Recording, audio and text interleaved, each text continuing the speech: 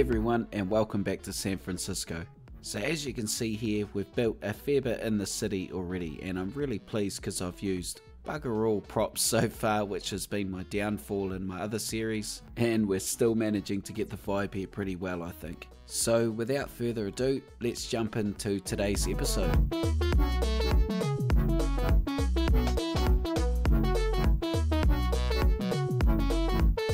So the first thing I like to do when I make a city in City Skylines, regardless of what type of city, is create some jobs. We have no schools in the city whatsoever at this point because of how new it is, which means we have a lot of uneducated citizens and they like to work in industrial areas. So the first thing I'm going to do is look to place some factories down and create some jobs for these people. So you can see the train line is running through pretty close to where we are here, so I branch it off, and the first thing I want to do is to create a passenger train station that runs all the way into the downtown area. This is going to be so that if people want to catch the train out to here, if they're working out here, they can. And to be honest, it just seemed like a bit of a no-brainer seeing as that train line was so close to this area. And plumbing this train line into the downtown station's really easy as well. It's such a straightforward journey from this particular area into the downtown, and I've pretty much created it so that the train line is just following the highway.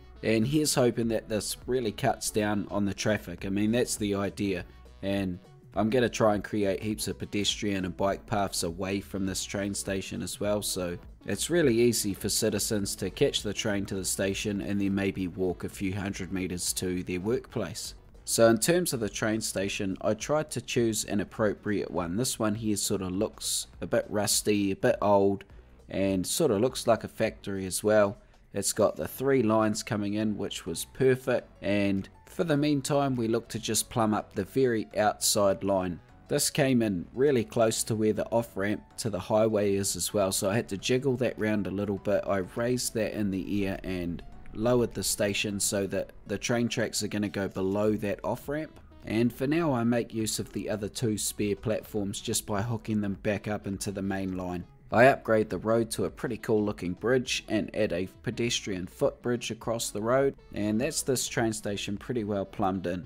The only thing I really had to detail in this area was the other side of the train station. Because I'd lowered it down to get underneath the road, it had created this weird area where I wanted it to look like the pedestrians had access up here onto the real pedestrian path. So even though citizens won't be using these stairs I'm putting in here, it's at least going to look like there's proper access here for them. And I really had to fight the urge to not detail this area, because normally there'd be handrails and gardens and everything else, and I thought, you know what, bugger it, it's just going to be the stairs, make it look like a usable area, and that's all. And you have no idea how difficult that was for me to do.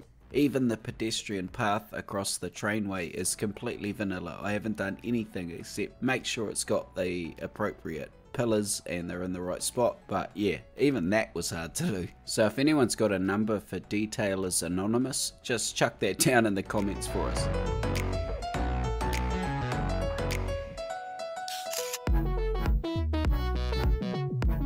Because I had to sink the train station down to get under the roadway, it's created this little funky incline out the front of the station, and I had to put a retaining wall in with a Ronix block before I could do anything, and I just turned this into a car park in the end. It's very simple and just has a concrete barrier around the edge. I also built up the rest of the area with mainly a pedestrian path that we spoke about earlier and a nice row of trees going down the side of the road. I used the gravel feature with the surface painter to paint around the train station and make it look a bit rugged, and we also add a few outbuildings and maintenance buildings as well.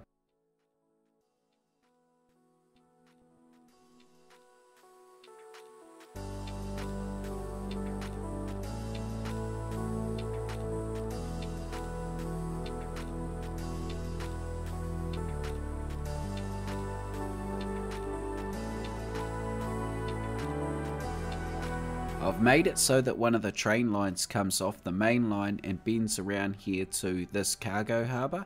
I went onto the Steam workshop and downloaded this twin crane harbour that we're going to plumb in here. And I like this because the railway on this is in a more appropriate place than the vanilla one, and it also looks pretty cool too.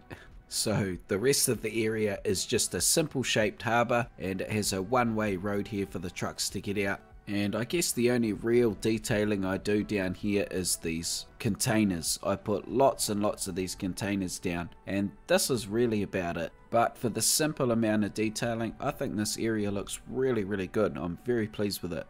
So the next bit I move on to is plumbing this in with the road, and this proved far more difficult than I thought it would be because of the way I'd had the main road sort of running through next to it.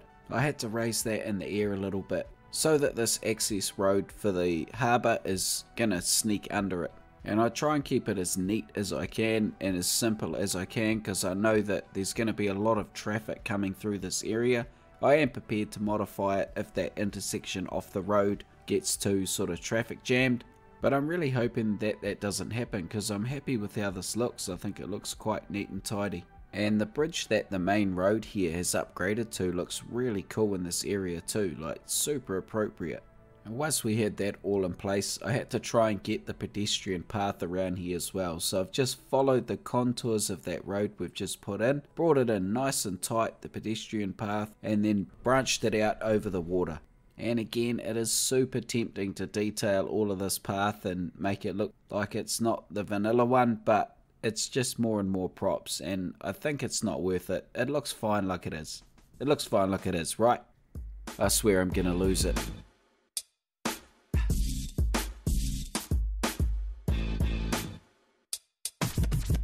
So after a cup of tea and a lie down, I've come back and put this factory here in, and then I decided I want to try and get access for the trucks leaving here across this main road and over to the other side, because eventually they'll need to go that direction, and the only way to get any road across here is to sink it down and go under that main road. So that's what we do here, and add some really tight retaining walls to the road, and then leave the area very simple. And you can see here that I'm creating a space where the road is going to leave and go under that main road. And then it was all about making sure these surface networks came in and sat nice and sweet against these retaining walls and all looked appropriate. And you've probably noticed that I added a few decals here and there as well. And at this point I realized I also needed to upgrade the pedestrian path to an elevated one, because I needed to come under that as well, so that needed a bit of jiggling around. But once I had everything at the right height, I could run this road through.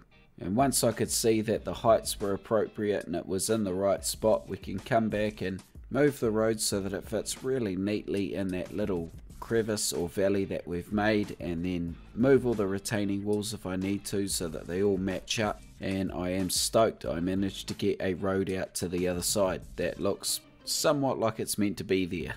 So the last bit I do here around the harbour is I had this sort of blank area where I didn't want to put any containers for one reason or another. So I got this big crane prop and put that in here, and then I put some decals and stuff down to make it look like it goes back and forth, and maybe it picks up these containers and swings them across the road over near the harbour station. In any case, it fills in this little bit of room really nicely. The road that's running through the harbour station here for the trucks, because I've plumbed it into one ways coming in one side and out the other, they're only going to ever use one lane. So I'm using the intersection marking tool here to make it look like the other lane is sort of out of bounds. And thank God we don't have to do this with decals anymore. Max Sergey, you are a legend. The amount of time that is saved with the intersection marking tool is quite remarkable. No pun intended, but a hell of a time saver at the very least. So once I've finished using that, I touch up a few of the decals and have a look over the area and make sure it's all looking okay. And that is pretty well it for this little cargo harbour.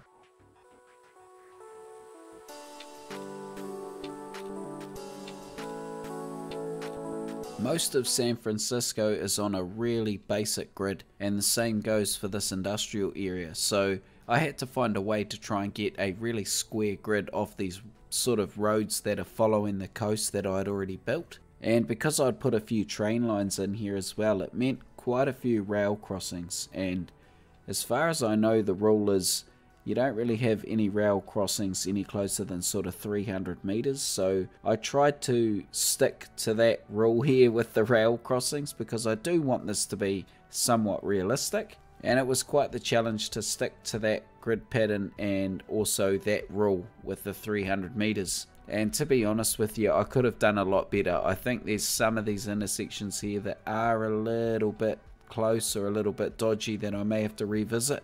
But all in all, it's not too bad. And I guess that in future, if I can see trains that are too long and they're getting stuck between the intersections and sort of causing traffic issues, then I could study that more closely at the time and then decide what to do from there. So a lot of these buildings I'm putting down are just generic industrial buildings, and some of them have been turned to PO so I can fit them in a bit more neatly. I also look to try and leave a little bit of space around these buildings so that it looks like they also have sort of yards attached to them, and we put a bit of detailing around where it meets the water as well. But I'm really trying to make the most of the very few props that I'm using here. So now I want to extend the grid a little bit further, and I've bought another train line in here that's going to run into just a random sort of maintenance building. So we're creating a few more intersections here, and some of these are really close, but I don't feel any way around it for this particular line, and I am going to try and make this line look like an old abandoned sort of line, or maybe it's just got like push carts on it, or carts that can be pulled by machinery that these industries have themselves. And I have a few of these lines in industrial areas in the town I live in, so I think it kind of makes sense.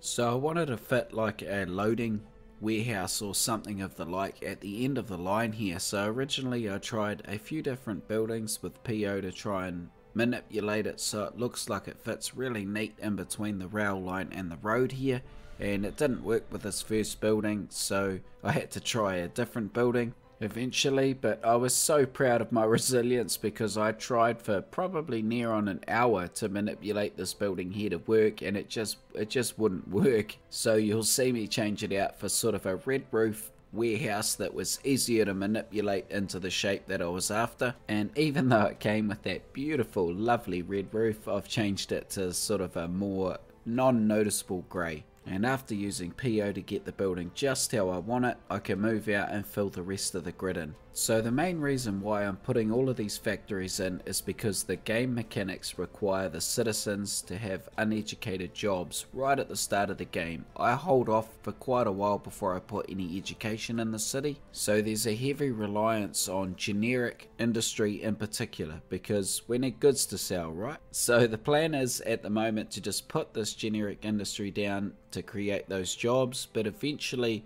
I'm going to put proper factories in here when we have forestry areas and farming areas, and we might even be making some glass. We'll see how we get on, but there's so many cool factories in City Skylines that actually link up and make money with the mechanics and physics of the game, so we will definitely look to use those later on in the series.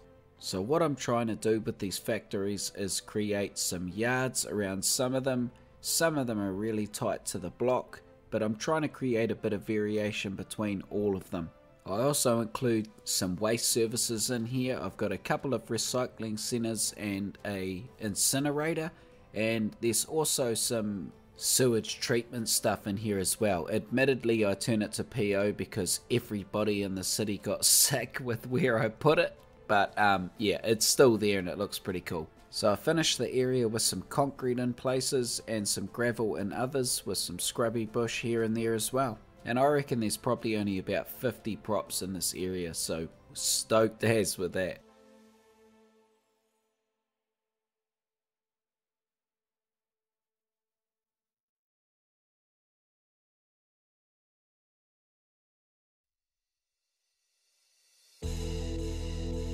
So we created so many jobs with that industry area that we've just put in that we actually need to go and put more residential areas in ASAP, because I don't want them all to abandon in the industry area we've just put in now.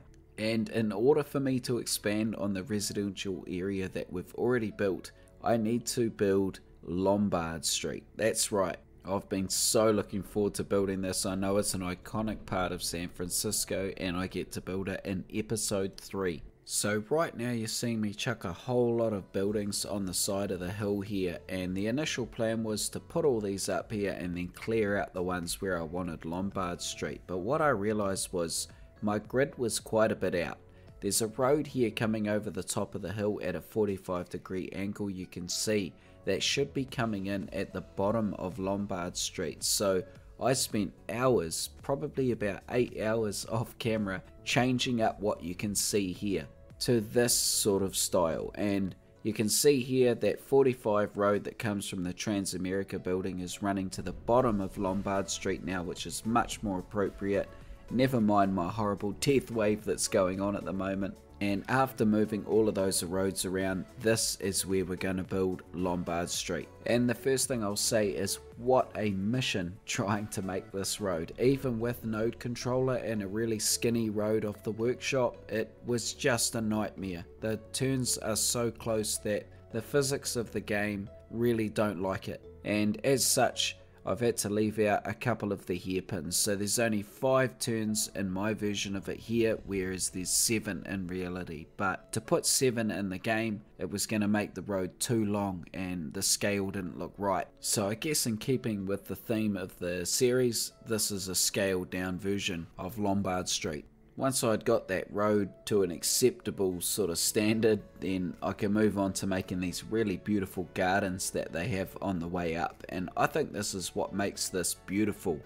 I mean, the road is iconic, don't get me wrong, but these gardens on the way up really do create sort of a serene area in the middle of an area that's just buildings for as far as you can see. And aside from those gardens we're putting in, we're also making access for little driveways for the houses on the way up here. So there's actually people that live on Lombard Street. I mean, that would be so cool, wouldn't it? Just having 1,000 random tourists come past your house every day. Bliss. But still very, very cool. So when we're done with the gardens and the driveways, it looks something like this.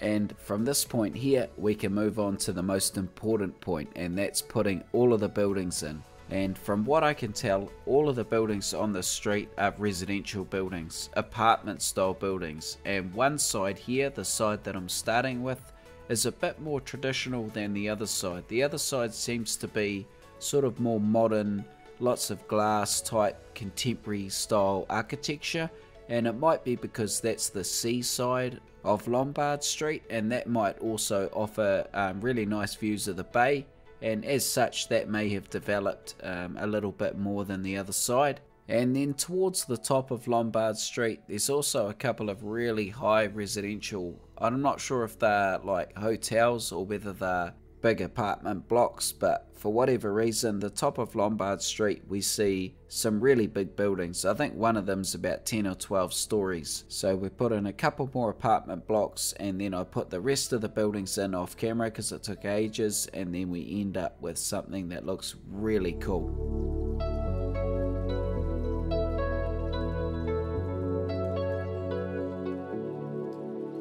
Lombard Street is far from perfect, but I think the vibe here is pretty good. We also got a really good unique mix of work done in this episode. We got heaps of industry put in, created lots of jobs. We came over here, we've got Lombard Street in. I hope you guys that have been calling for that have enjoyed me putting that in. But we've also got heaps of residential put down in this episode as well, so I'm very happy. I hope you guys have enjoyed this episode. For those of you that watch Gottsburg or my Europe series, I have a huge earth-shattering announcement coming up, so stay tuned for that. So I hope you guys like these shots I put together. If you've been watching the series and you don't subscribe man. You do me a massive favor, and I really enjoy the support. Every one of my videos I've ever made is geared so that you guys enjoy the experience. I will, however, not be giving out refunds. And on that note, guys, I will see you on the next episode of San Francisco. Take it easy. See ya.